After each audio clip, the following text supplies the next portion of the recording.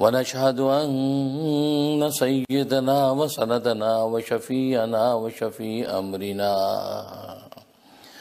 وحبيبنا وحبيب ربنا ومولانا محمد عبده ورسوله كافة للناس بشيرا ونذيرا وداعيا إلى الله بإذنه وسراجا منيرا أما بعد فأعوذ بالله من الشيطان الرجيم الرحمن الرحيم الرحمن علم القرآن خلق الإنسان علمه البيان صدق اللہ۔ بزرگان محترم، برادرین عزیز اور میری اسلامی بہنیں، اللہ تبارک و تعالی نے آسمان و زمین کی کائنات میں جتنے بھی کمالات اور جمالات پھیلا رکھے ہیں، ان سب کا سرچشمہ اور منبع خود اللہ تبارک و تعالی کی ذات ہے، کیونکہ سارے کمالات اللہ تبارک و تعالی کی ذات تک پہنچتے ہیں، سارے جمالات اللہ تبارک و تعالی کی ذات پہ بند ہیں۔ پھر اللہ تبارک و تعالی اپنی یہ نعمتیں دنیا میں اتارتے ہیں، کسی کو کوئی کمال عطا کر دیتے ہیں، کسی کو کوئی کمال کوئی درجہ عطا کر دیتے ہیں، کسی کو جمال کا کوئی دوسرا درجہ عطا کر دیتے ہیں۔ تو گویا ہے کہ یہ کمال و جمال دنیا کے اندر اللہ تبارک و تعالی تقسیم کرتے ہیں، لیکن اس سب کا سرچشمہ اور منبع خود اللہ تبارک و تعالی کی ذات ہے، اور اس کے مظاہر انبیاء کرام علیہم السلام کی ازواج ہوتی ہیں کہ دنیا کے اندر جو انبیاء کرام علیہم السلام کو بھیجا جاتا ہے وہ اللہ تبارک و تعالی کی صفات کا مظہر ہوتے ہیں، اور ان کے ذریعے سے اللہ تبارک و تعالی انسانوں تک اپنا پیغام پہنچاتے ہیں۔ سارے کمالات کا سرچشمہ اللہ کی ذات ہے، اور اللہ کی ذات کے اندر جو کمالات ہیں وہ دو طرح کے ہیں، بعض جلالی ہیں اور بعض جمالی ہیں۔ تو گویا کہ اللہ تبارک و تعالی کی ذات کے اندر دو طرح کی صفات ہیں، ایک جمالی صفات ہیں اور دوسری جلالی صفات ہیں۔ جمالی صفات سے مراد وہ صفات جو شان رحمت رکھتی ہیں، جس میں اللہ کی رزاقیت ہے، اللہ کی شفقت اور رحمت ہے۔ یہ تمام کی تمام صفات جو ہے یہ جمالی صفات ہیں، جن کے ذریعے سے اللہ تبارک و تعالی دنیا کے اندر گویا کہ رزق اور رحمت تقسیم کرتے ہیں۔ دوسری اللہ تبارک و تعالی کی جلالی صفات ہیں۔ جلالی صفات سے مراد غضب، انتقام کی صفات جو ہیں، قہر کا جو عنصر ہے، یہ اللہ تبارک و تعالی کی جلالی صفات ہیں۔ دو طرح کی شانیں ہیں اللہ تبارک و تعالی کی، ایک اللہ کی جمالی شان ہے اور ایک اللہ کی جلالی شان ہے۔ لیکن حقیقت یہ ہے کہ اللہ تبارک و تعالی کی جلالی شان کے اوپر اس کی جمالی شان غالب ہے۔ خود ایک دستاویز عرش الہی کے اوپر لکھی ہوئی ہے، ان رحمتی غلبت غضبی، کہ میری رحمت میرے غضب پر غالب ہے۔ غضب ہے لیکن وہ غضب وقتی ہے، دائمی نہیں ہے۔ گویا کہ اصلاح حوال کے لیے اللہ تبارک و تعالیٰ کبھی اپنا غضب ظاہر کرتے ہیں، کبھی وقتی انتقام غضب ظاہر کرتے ہیں، لیکن دائمی وصف اللہ تبارک و تعالیٰ کا رحمت ہے۔ اس لیے فرمایا کہ میری رحمت میرے غضب پر غالب ہے۔ تو گویا کہ اللہ کی دو شانیں، اور یہ دونوں شانوں کا جو ہے وہ مظہر جو ہے وہ تقسیم کیا جاتا ہے دنیا کے اندر، اور ان دونوں شانوں کے تحت اللہ تبارک و تعالیٰ احکام اتارتے ہیں۔ چنانچہ جتنے احکام الہیہ زمین پر اتارے جاتے ہیں، بندوں کو جن چیزوں کو حکم دیا جاتا ہے، ان کے اندر اللہ تبارک و تعالیٰ کی جمالی صفات غالب ہوتی ہیں، اللہ تبارک و تعالیٰ کی رحمت شامل حال ہوتی ہے۔ اس کے تحت اللہ تبارک و تعالیٰ دنیا کے اندر اپنی جو وہ احکام الہی جو نازل فرماتے ہیں، اور اس کا واسطہ انبیاء اکرام علیہم السلام کی ذوات ہیں۔ انبیاء اکرام علیہم السلام کے ذریعے سے اللہ تبارک و تعالیٰ اپنے وہ احکام اپنے بندوں کی طرف متوجہ کرتے ہیں۔ تو گویا کہ غضب ہے، اور فرمایا کہ میری رحمت میرے غضب پر غالب ہے، اور قرآن میں فرمایا الرحمن علی العرش استویٰ، کہ رحمان عرش کے اوپر نمایاں ہوا، چھا گیا عرش کے اوپر۔ اور حدیث میں فرمایا کان عرش علی الماء، کہ اللہ تبارک و تعالیٰ کا عرش پانی پر ہے، تو عرش کے اوپر اللہ تبارک و تعالیٰ کی رحمت یعنی رحمانیت عرش کے اوپر بھی چھا گئی، اور وہ پانی کے اوپر عرش ہے، پانی خود مجسم رحمت ہے، کیونکہ رحمت کی مجسم اور متمثل شکل اگر متعین کی جائے تو وہ پانی کی شکل بنتی ہے، جیسے غضب اور غصے کی مجسم شکل اگر متعین کی جائے، یہ غضب کی مجسم شکل ہے، اور پانی رحمت اور شفقت کی مجسم شکل ہے۔ اس لیے اردو کے اندر بھی محاورہ بنا رہتا ہے کہ فلاں شخص تو میری بات سن کر پانی پانی ہو گیا، مطلب بالکل پگھل گیا، یعنی شفقت اور رحمت کی کیفیت پیدا ہو گئی۔ یا فلاں شخص میری بات سن کے آگ بگولا ہو گیا، مطلب غضب اس کے اندر غالب ہو گیا۔ تو گویا کہ آگ یہ غضب کی مجسم شکل ہے۔ جب قرآن کریم میں یہ بتلایا کہ رحمان عرش کے اوپر چھا گیا، مطلب اللہ تبارک و تعالی کی رحمت نے اس عرش کو ڈھانپ لیا ہے، اور پھر وہ عرش پانی کے اوپر ہے، پانی اللہ تبارک و تعالی کی رحمت کی مجسم شکل ہے، تو گویا کہ نیچے بھی رحمت، جس کے اوپر عرش، اور عرش کے اوپر اللہ تبارک و تعالی کی رحمانیت، تو گویا کہ ہر طرف رحمت ہی رحمت ہے۔ اس لیے اللہ تبارک و تعالی کی ذات کی دائمی جو صفات ہے وہ اللہ کی رحمت ہے، اور اسی رحمت کے تحت اللہ تبارک و تعالی بندوں پر احکام نازل کرتے ہیں، کہ نماز کا حکم دیتے ہیں، کہ روزے کا حکم دیتے ہیں، کہ زکوٰۃ کا امر کرتے ہیں، کہیں حج کا حکم دیتے ہیں۔ تو یہ تمام کے تمام احکام الہی یہ اللہ تبارک و تعالی کی رحمت کے تحت نازل ہوتے ہیں۔ چنانچہ ان کے بارے میں یہ شبہ کرنا کہ یار روزہ بڑا سخت ہے، زکوٰۃ دینا دشوار ہے، حج کرنا بہت ہی دشوار ہے، تو گویا کہ یہ تصور کرنا یہ اللہ تبارک و تعالی کی رحمت پر گویا کہ بدگمانی ہے۔ کیوں؟ اس لیے کہ اللہ تبارک و تعالی کی رحمت ہی کے تحت یہ سارے کے سارے احکام ہیں، اور دنیا کے اندر اللہ تبارک و تعالی کی اس رحمت کا بنیادی جو مرکز ہے وہ ہدایت ہے۔ دنیا میں اس رحمت کے ذریعے سے اللہ تبارک و تعالی انسانوں کو ہدایت نازل فرماتے ہیں، اور آخرت کے اندر اس کا جو وہ منشا وہ رحمت ہے۔ تو گویا کہ دنیا میں ہدایت اور آخرت میں دنیا میں اللہ تبارک و تعالی ہدایت کا راستہ انسانوں کے لیے متعین کرتے ہیں، اور ہدایت عطا کر دینا یہ اللہ تبارک و تعالی کی سب سے بڑی رحمت ہے۔ اس لیے قرآن کریم کی پہلی سورت میں ہی اللہ تبارک و تعالی نے ہدایت کی دعا ارشاد فرمائی، اہدنا الصراط المستقیم، اے اللہ میں اس صراط مستقیم کی ہدایت عطا فرما۔ اور قرآن کریم کی یہ پہلی سورت، جیسے کہ حدیث میں فرمایا کہ پورے کے پورے قرآن کریم کا خلاصہ نچوڑ ہے۔ اس لیے حدیث میں آتا ہے کہ پورے کے پورے قرآن کریم کا خلاصہ نچوڑ سورہ بقرہ ہے، اور سورہ بقرہ کا نچوڑ اور خلاصہ سورہ فاتحہ ہے، اور فاتحہ کا نچوڑ اور خلاصہ یہ دعا ہے ہدایت کی، اہدنا الصراط المستقیم۔ تو جب یہ ہدایت کی دعا یہ سورہ فاتحہ کا نچوڑ اور خلاصہ ہے، تو گویا کہ پورے کے پورے قرآن کا نچوڑ اور خلاصہ ہدایت نکلی۔ اور قرآن کریم یہ وہ کتاب ہے کہ جس میں اللہ تبارک و تعالی نے تمام آسمانی کتابوں کے علوم و معارف بند کر دیے ہیں۔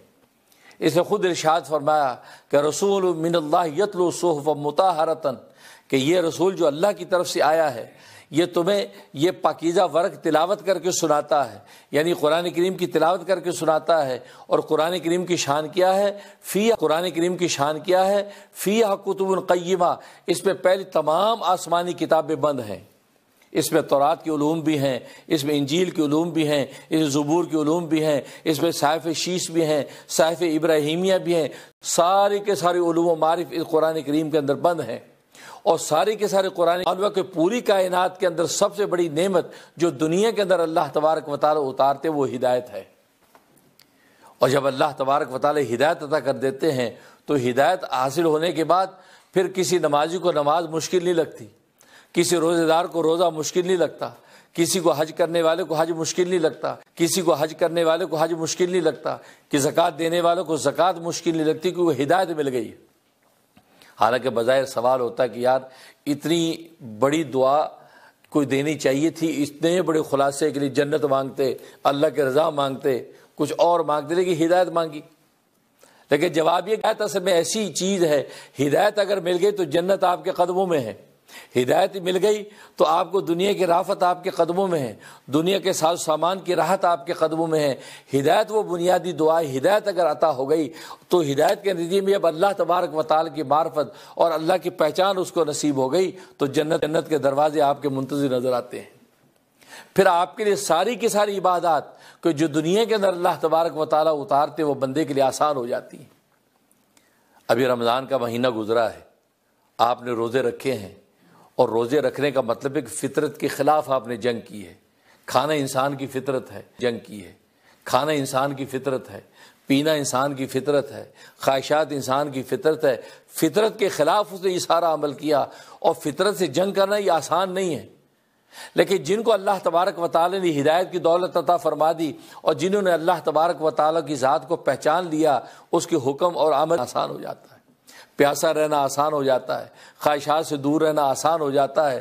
چنانچہ لوگ پوری دنیا کے ایسے ایسے خطے بھی موجود ہیں کہ جہاں چلچلاتی دھوپ اور گرمی، وہاں تپش، وہاں پر بھی لوگ اسی طریقے 16-18 گھنٹے کا روزہ رکھتے ہیں۔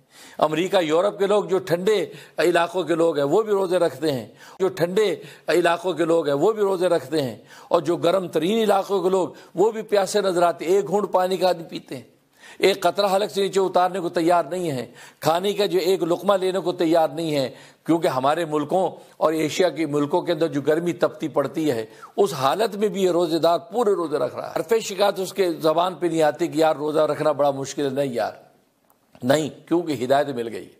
جو ہدایت اس نے پہلی صورت میں مانگی، اور ایک دفعہ نہیں، سورہ فاتحہ جب بھی نماز کے لیے کھڑا ہوتا ہے ہر رکعت کے اندر سورہ فاتحہ پڑھتا ہے، اس لیے اللہ تبارک و تعالیٰ نے ہر رکعت کے اندر سورہ فاتحہ پڑھنے کو دیا، کیونکہ ہر رکعت کے اندر بھلے فرائض کی ہوں، نوافل کی ہوں، سنن کی ہوں، ہر رکعت میں وہ اہدنا الصراط المستقیم ہدایت مانگتا ہے۔ سوال ہوا کہ یار 40 سال سے ہدایت مانگتا آ رہا ہے، ہدایت ملی نہیں اس کو، یہ بار بار ہدایت مانگتا ہے، تو کیا اللہ نے اس کی دعا قبول نہیں کی؟ یہ 80 سال سے ہدایت ہی مانگ رہا ہے، اہدنا الصراط المستقیم، ہر رکعت کی نماز کے اندر یہ ہدایت مانگ رہا ہے۔ جواب یہ ہے کہ اصل میں ہر رکعت کے اندر کھڑے ہو کے ہدایت مانگنا یہ ہی اس بات کی علامت ہے کہ اس کو ہدایت عطا ہو گئی ہے۔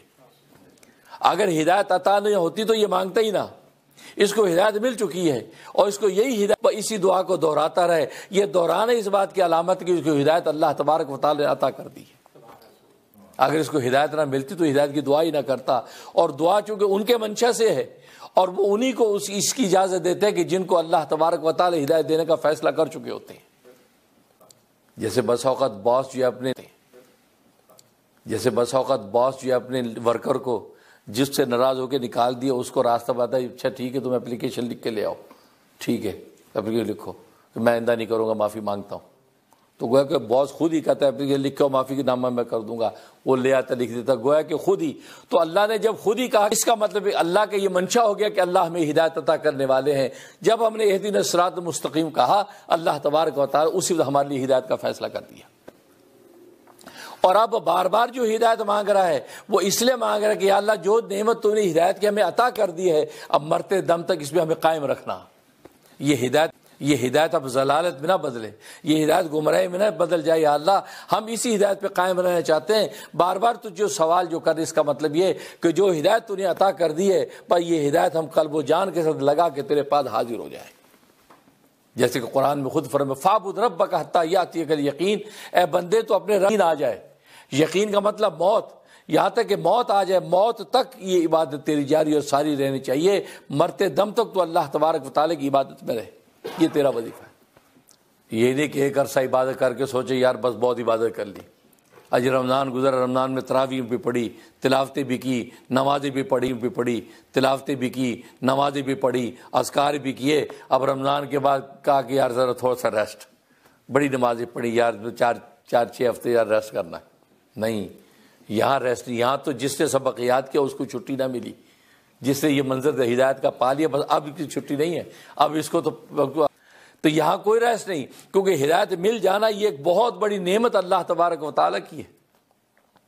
لکھا ہے نا کہ پیران پیر حضرت غوث پاک شیخ عبد القادر جیلانی رحمۃ اللہ علیہ ایک مرتبہ چلا کاٹا، انہوں نے جنگل کے اندر خدا کی ذکر و اذکار میں رہے، تو واپس آ رہے تھے، تو اذکار میں رہے تو واپس آ رہے تھے تو ایک درخت کے اندر روشنی پھوٹی اور آواز آئی، عبد القادر ہم تمہارے رب ہیں، ہم تمہاری عبادت سے خوش ہو گئے، تم نے جو عبادت کی ہے ہم تم سے خوش ہیں، اب تیری عبادت کی ضرورت نہیں ہے تمہیں دیا۔ اب ظاہر کہ درخت میں روشنی اسی طرح پھوٹی جیسے موسیٰ علیہ الصلوۃ والسلام کے لیے شجرہ موسیٰ کے اندر نور پھوٹا تھا اور اللہ نے کہا انی انا اللہ، اے موسیٰ میں اللہ ہوں، اور کلام ہوا اور نبوت ملی۔ وہی منظر یہاں پہ ہوا اور کہا عبد القادر میں تیرا رب ہوں، تیرا خدا ہوں، اور تیری عبادت سے میں خوش ہو گیا ہوں اور تیری عبادت کی کوئی ضرورت نہیں۔ تو شیخ عبد القادر جیلانی رحمۃ اللہ تو اپنے وقت کے بہت بڑے عالم فاضل، اپنے وقت کے بڑے محدث مفسر و مفتی اعظم، وہ ادھر ولایت و معرفت کی معراج پر ہیں۔ انہوں نے ایک لمحے کے لیے سوچا کہ یار عبادت تو مرتے دم تک انبیاء کو معاف نہیں ہوئی، انبیاء مرتے دم تک خدا کے سامنے سجدے دیتے رہے، خدا کو یاد کرتے رہے، پکارتے رہے، یہ مجھے کیسے معافی ہو سکتی؟ تو فوراً سوچا کہ یہ شیطانی وسوسہ ہے، فرمایا لا حول ولا قوت الا باللہ، شیطان مردود تو مجھے وسوسہ ڈالتا ہے؟ یہ عالم صلی اللہ علیہ وسلم تو خاتم الانبیاء ہیں، اشرف الانبیاء ہیں، اشرف خلق ہیں، وہ آخر دم تک یہاں تک کہ اس حال میں کہ چل نہیں پاتے ہیں، ان کو دو آدمی سہارے کے ساتھ پاؤں ان کے گھسٹتے ہوئے اور مصلی میں بیٹھ کر نماز ادا کی، مجھے کیسے معاف ہو سکتی؟ اب جب یہ بات کہی تو آواز آئی، کہا کہ عبد القادر دیا ہے تو اپنے علم سے بچ گیا ہے، کیونکہ ابلیس تھا بدبخت، کہا تیرے علم سے بچ گیا، اگر تجھے اس بات کا علم نہ ہوتا کہ انبیاء کو بھی معاف نہیں ہوئی تو آج میں تجھے شکار کر لیتا۔ اب جب یہ بات کہی تو یہ اس کا دوسرا وار تھا، تو شیخ عبد القادر جیلانی رحمۃ اللہ فرمایا کیونکہ اللہ نے ولایت کا مردود دفع ہو، میں کیا، میرا علم کیا، اللہ نے اپنے فضل سے مجھے بچایا ہے، میں اپنے علم سے نہیں بچا، اپنے اللہ کے فضل سے بچاؤں۔ تو گویا کہ اسے دوسرا اگر وہ کہتا ہاں میں اپنے علم سے بچاؤں، مجھے یہ علم تھا، مجھے نالج تھا تو میں بچ گیا ہوں، جیسے آج ہمیں جو ہے وہ مرغی انڈے جتنا علم ہوتا ہو جناب بڑے دعوے ہو سانو بڑا، مرغی انڈے جتنا علم ہوتا ہو جناب بڑے دعوے ہو سانو بڑا، بہت پتہ ہے سانو ساری شریعت جاننے ہیں، مانو کی پتہ دعویٰ۔ تو حضرت شیخ نے کہا نہیں میرا علم کیا، میں علم سے نہیں اللہ کے فضل سے بچاؤں، کیونکہ اللہ کو علم کے حوالے سے عجب تو پسند بھی نہیں ہے۔ یاد ہے حضرت موسیٰ علیہ الصلوۃ والسلام نے کہہ دیا تھا عالم، جب شاگرد نے پوچھا کہ اے موسیٰ آپ سے بڑا عالم ہے کوئی دنیا میں؟ فرمایا کہ لا کوئی نہیں، میں نہیں جانتا کوئی ایسا عالم، انا عالم، میں سب سے بڑا عالم۔ اللہ کو یہ انداز ہی پسند نہیں ہے، حالانکہ وہ سب سے بڑے عالم تھے اس وقت کائنات میں، کیونکہ اللہ کے کلیم ہے اور نبی وقت کا سب سے بڑا عالم ہوتا ہے، لیکن اللہ کو انداز علم حاصل کر۔ پھر حضرت خضر علیہ السلام کو تلاش کرنے نکلے، قرآن میں پورا واقعہ بیان کیا، علمناہ من لدنا علما، ہم نے اس بندے کو ایسا اپنے پاس سے خاص علم دیا اور کسی کو نہیں دیا، وہ علم وہاں سے۔ تو یہ علم کا عجب تو اللہ کو پسند نہیں ہے۔ تو فرمایا حضرت موسیٰ سے کہا کہ موسیٰ تجھے تو یہ چاہیے تھا، تو مخلوق کو دیکھ کے یہ نہ کہتا انا عالم ہوں، تیری نگاہ تو مجھ پہ رہنی چاہیے تھی، تو مجھے دیکھ کے کہتا اللہ عالم ہوں، اللہ سب سے بڑا عالم ہے، کہ جس کی نگاہ اوپر ہوتی ہے تو اوپر دیکھ کے بولتا ہے، اور تو حضوری کے مقام میں ہر وقت میرے ساتھ تیرا کلام رہتا ہے، نہیں اللہ عالم، اللہ سب سے بڑا عالم ہے، لیکن تو نے مخلوق کو دیکھ کے کہہ دیا انا عالم، میں سب سے بڑا عالم۔ تو اللہ تبارک و تعالی ہماری تربیت کے لیے اصلاح فرما دی کہ اس میں عجب گوارا نہیں ہے، دعویٰ گوارا نہیں ہے، دعا گوارا ہے، دعا کرو دعویٰ نہ کرو، کہا جی ہم یوں ہیں، نہیں دعویٰ نہ کرو، دعا کو یا اللہ ایسا بنا دے، دعویٰ نہ کرو، دعا کو یا اللہ ایسا بنا دے، یا اللہ علم عطا کر دے، اپنی پہچان معرفت نصیب فرما۔ تو فرمایا کہ میرے علم نہیں، اللہ کے فضل نے بچایا ہے۔ تو حقیقت یہ ہے کہ یہ ہدایت ایک ایسی چیز ہے کہ ابلیس سب سے زیادہ اسی پر حملے کرتا ہے کہ یہ ہدایت کے راستے سے ہٹائے، اس لیے فرمایا اہدنا الصراط المستقیم، کہ ہمیں صراط مستقیم کی ہدایت عطا فرما، اور ہدایت کے لیے سب سے سیف سائڈ اللہ نے بتائی کیا، صراط الذین انعمت علیہم۔ دیکھو کسی منزل پہ پہنچنے کے دو طریقے ہیں، ایک طریقہ آپ نے پوچھا یار وہ فلاں مسجد جانا ہے راستہ، اس نے آپ کو بتا دیا کہ ایسا کریں آپ سیدھے ٹریفک لائٹ چھوڑیں، پھر تھرڈ پہ رائٹ مڑ جائیں، تو اس سے پھر لیفٹ کریں تو سامنے آپ کو مسجد نظر آ جائے۔ آپ اس کو کہتے ہیں ارات و طریق، ہدایت کا معنی راستہ بتلا دینا، دکھا دینا، آپ نے راستہ دکھا دیا، ایک یہ طریقہ ہے۔ لیکن اس طریقے کا اندیشہ ہے کہ بندہ جو ہے وہ کوئی ایک ٹریفک لائٹ چھوڑ دے پیشہ ہے کہ بندہ جو ہے وہ کوئی ایک ٹریفک لائٹ چھوڑ دے اور نتیجہ کیا ہوگا کہ وہ اٹک جائے گا, وہ ادھر ادھر گلیوں گھومے گا, یار میں نے مسٹیک کر دی. تو اس میں خطرہ ہے کہ یہ آدمی شب منزل پہ پہنچ نہ پائے. دوسرا ایصال الی المطلوب, ہدایت کا معنی ایصال الی المطلوب. اس کا مطلب ہے کہ آپ نے کسی سے پوچھا یار میں نے فلاں مسجد جانا ہے, اچھا چلو میں بھی. اب آپ نہ دائیں دیکھتے نہ دائیں دیکھتے نہ ٹریفک دیکھتے نہ آپ اس بندے کو دیکھتے ہیں, آپ بالکل اس کے ساتھ چپکے رہتے ہیں, یار یہ بندہ مس نہ ہو جائے. اس کو بھی کہتے ہیں یار ذرا لائٹ جلا کے رکھنا, ڈبل لائٹ جلا دینا تاکہ میں دیکھوں یہی ہے. تو نتیجہ کہ وہ مسجد کے دروازے کے سامنے پارک کرتا کدی آپ بھی, یہ سیف سائڈ. تو یہ سیف سائڈ, تو ایصال الی المطلوب یہ سیف سائڈ. اللہ تبارک و تعالی نے سورہ فاتحہ میں جو سیف سائڈ راستہ تھا جس میں بھٹکنے کا اندیشہ نہیں تھا وہ راستہ بتایا, صراط الذین انعمت علیہم, کہ راستہ ان لوگوں کا ہے اللہ جس پر آپ کا انعام ہوا ہے, یعنی جن کو آلریڈی آپ. اور وہ کون لوگ ہیں؟ دوسرے مقام پہ اللہ نے فرمایا اولئک الذین انعم اللہ علیہم من النبیین والصدیقین والشہداء والصالحین, کہ وہ لوگ ہیں جن پر اللہ کے انعام ہدایت ہوا, اللہ نے ان کو ہدایت کی دولت عطا کر دی, وہ نبیین ہیں. اگر نبیوں کا زمانہ پاؤ تو نبیوں کے دامن سے وابستہ ہو جاؤ. نبی جس منزل پہ پہنچے گا وہ ہدایت کی منزل ہے. اگر نبیوں کا زمانہ ختم ہو چکا, اور ظاہر ہے کہ آج ختم ہو چکا, خاتم النبیین آ چکے ہیں, ختم نبوت کا تاج سرکار دو عالم صلی اللہ علیہ وسلم پہن کے آ چکے ہیں, اب کوئی نبی آنے والا نہیں ہے. ہاں اب کیا صدیقین کا زمانہ, اللہ کے نیک ولی صدیقین کے دامن سے وابستہ ہو جاؤ, شہداء مل کر شہداء کے دامن سے وابستہ ہو جاؤ, صالحین اللہ کے نیک بندے مل کر ان کے دامن سے وابستہ ہو جاؤ. یہ راستہ سیف سائڈ ہے, وہ جس منزل پہ پہنچے گی وہی منزل ہدایت ہوگی. اور ایرات و طریق راستہ دکھانے کا بعد میں بتایا, الف لام میم ذالک الکتاب لا, الف لام میم ذالک الکتاب لا ریب فیہ. کتاب اللہ کا ذکر بعد میں کیا, رجال اللہ کا ذکر پہلے کیا کہ یہ رجال کار ہیں, یہ قافلہ ہے جنت و ہدایت جدھر چل رہا تم بھی اسی پہ چلتے چلے جاؤ, منزل پہ پہنچ جاؤ. لیکن ایرات و بعد میں بتا الف لام میم ذالک الکتاب لا ریب فیہ, کہ یہ اللہ کی کتاب, اس کا ذکر بعد میں, کتاب اللہ کا ذکر بعد میں. کیوں؟ اسے کتاب اللہ کو دیکھ کر ہدایت کے ماخذ کو حاصل کرنا ہر ایک کی بس کی بات نہیں ہے. اس لیے قرآن کریم کو دیکھ کر بھی لوگ گمراہ بھی ہو سکتے ہیں. خود قرآن نے کہا یضل بہ کثیر و یہدی بہ کثیرا, اس قرآن کریم کے ذریعے سے بہت سے لوگ گمراہ ہو جاتے ہیں اور قرآن کریم کے ذریعے سے بہت سے لوگ ہدایت بھی پا جاتے ہیں. کیوں؟ اس لیے کہ قرآن کریم میں شاہی فرمان ہے, اس شاہی فرمان کا معنی اور مفہوم آپ نکالیں, اس نکالنے میں اگر غلطی کر گئے تو آپ گمراہی کا راستہ میں جا گرے.